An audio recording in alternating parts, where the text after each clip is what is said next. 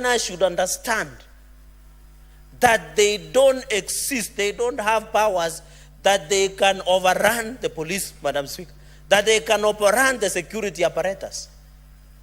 Unless you are telling the country you no longer trust, Madam Speaker, under Article 37, the right to picket and demonstrate.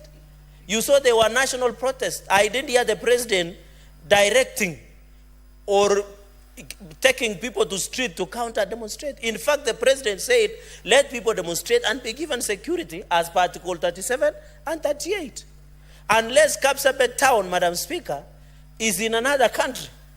But if it is in the country that is Kenya, just like Kilifi, just like Mombasa, just like our neighbors in Kakamega, just like in Homa Bay, just like in Tana River, Madam Speaker, then there is a big problem, Madam Speaker.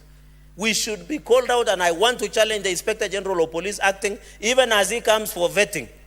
We must see action as at now to ensure that we protect the right of Kenyans. Why would you somebody have a problem?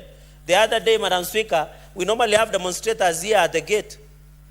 You as the Speaker has never ordered anybody to be clobbered or being harassed for coming to Parliament to present their petition, Madam Speaker. Madam Speaker, the SRC under Article 230, even in vetting. Madam Speaker, I was surprised because I saw members of National Assembly and it is unanswered. If somebody challenged me, I can produce. When the message was read of vetting of Inspector General of Police, I was embarrassed that some members of National Assembly, and it is in the interest of my minority leader, Madam Speaker, Senator Retired Justice Madzai, that some members of National Assembly said Senate does not have a role in vetting of Inspector General of Police. Which constitution are they reading? Which law? Security is a shared function, Madam Speaker. The security is a shared function, just like a disaster preparedness emergency.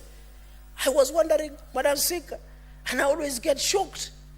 Which country are we in when members of National Assembly contest the vetting? Madam Speaker, if members of National Assembly embarrass themselves with what they did, they should not use that Senate to redeem themselves. They should redeem themselves. Why were they bash and attack Senate? They attacked us on conflict of interest bill. It is unanswered. They didn't want Senate to be part of the Inspector General of Police vetting. It is the Constitution. The law is very clear under Article 93. Parliament is the Senate and the National Assembly. Security is a shared function. You cannot say, and that is why we fought in this Parliament, and I know people who have stayed longer like Senator Manzai and Senator Kalwale will tell you, we wanted even governors to sit in County Security Committee. Because if a problem occurs today, you will need that governor to be part of security restored within that county or within that constituency, Madam. We fought for long. So it was embarrassing. Even senior house leaders, like my majority whip, Silvana Sosoro, I thought they should not bear, Madam Speaker, and the answer can bear me witness. And that is why, Madam Speaker, in conclusion, when I saw even vetting of CSS, I know the report is being written, Madam Speaker, but we can make general observations because it was an open process, Madam Speaker. You find of vetting of cabinet nominees, Madam Speaker. Even the chair was talking more than the nominees and making just comments, Madam Speaker, and making funny comments. How do you tell a nominee don't bring your bedroom matters before this committee? Is that even a valid question to ask? Instead of asking how many taxes you are paid for this country, what is your ability, what is your competence? Madam Speaker, I'm impressed by a number of nominees. One person who impressed me is former Governor of Mombasa, HASSAN JOHO.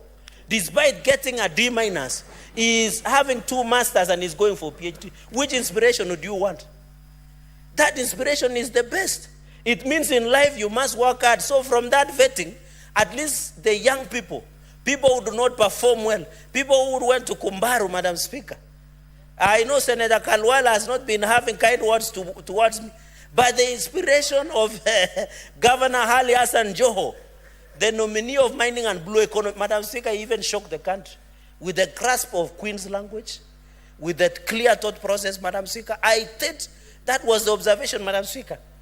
Another nominee that impressed me was the former MP of Garissa Town, Aden Duale, Madam Speaker. I was happy with his honesty. He said he doesn't receive phone calls because members of parliament are corrupt. Anyway, the chair did not decide to correct, so it is unanswered. The Minister Duale was an honest man. He said he does not receive our phone calls as members of parliament because we are corrupt, Madam Speaker. But no one corrected. It is unanswered. We can print it and bring it here, Madam Speaker. So we need honest. Even Madam Speaker, Eric Muredi that was having is what 32 million.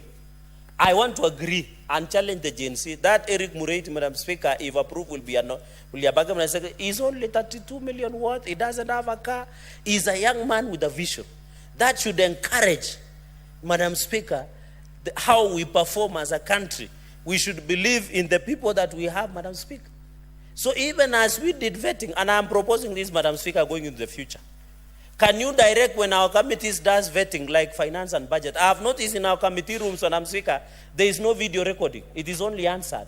I wish and I request, and I wish the commissioners or the commissioner is here, at least every committee room should have a video recording so that we have the answer and video recording, so that some of us, Madam Speaker, some of these videos that are being vetted, Madam Speaker, can have opportunity to be able to go through, Madam Speaker. So the exercise that has been carried, we hope when the report will be tabled, I think, Madam Speaker, going into the future, let us ensure the track record, the capacity and ability, Madam Speaker, goes into the future, Madam Speaker. So we believe the vetting that was being done, and I want to request, Madam Speaker, I don't know how your office will look. I want to request the way we saw vetting in National Assembly with cabinet nominees. I don't know, we should have structured questions to be used in vetting, like the way the Finance and Budget Committee, Senator Kalwale is here, should tell us what would happen, Madam Speaker. Because the questions that were being asked, Madam Speaker, some are embarrassing, some were supposed to juxtapose, Madam Speaker. Let us ensure, even as we wait for the report, and I hope we'll get the report from the National Assembly when they table it on Wednesday or Thursday, Madam Speaker. That report, we should get it and ensure that it comes to place. Of course, Madam Speaker, I wouldn't have comments on nominee of sports because that is transferring incompetence from roads to sports, Madam Speaker. Madam Speaker, going into the future, we must agree under Article 230 on SRC that let us approve. Senator Cherargei, I had given a direction regarding commenting on a process which has not been completed by the other house. I gave that direction to Senator Gloria, and it should have clearly informed your debate. It seems not to have been informed by that, and I now guide you not to touch that process until Speaker, it's determined, yes, and a report done by the other house.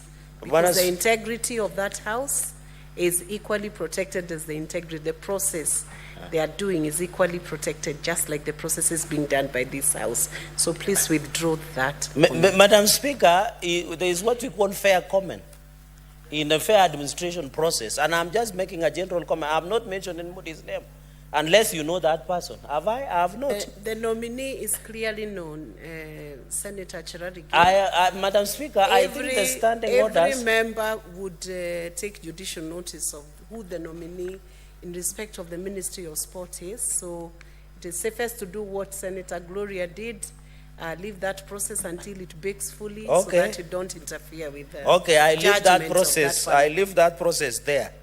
But Madam Speaker, for the benefit of the House, I would want to refer the House to Speaker Mate's case on the decision of his removal as the MPO Speaker.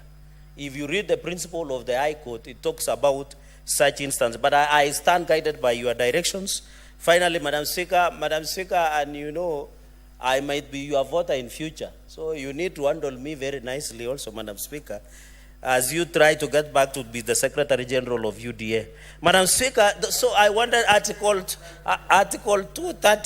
Senator Boni, what is your point of order? Yes, Madam Speaker, I've been listening to your